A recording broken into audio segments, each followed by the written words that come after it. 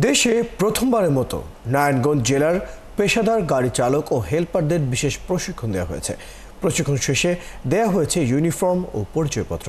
বৃহস্পতিবার বিকেলে নারায়ণগঞ্জ শিল্পকলা একাডেমি মিলনায়তনে জেলার প্রশাসনের উদ্যোগে এবং গ্রিন অ্যান্ড ক্লিন নারায়ণগঞ্জ কর্মসূচির আওতায় গ্রিন অ্যাম্ব্রেলা প্রকল্পের বাস্তবায়ন এই কর্মসূচি পালন করা হয়।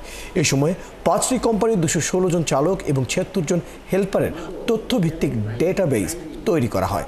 এছাড়া চালকদের ব্লাড গ্রুপ চিহ্নিত করা হয়। যে আমরা শুধু চাইবো যে আমাদের সড়ক নিরাপদ হোক, কিন্তু আমরা তাদের জন্য কোনো কাজ করব না।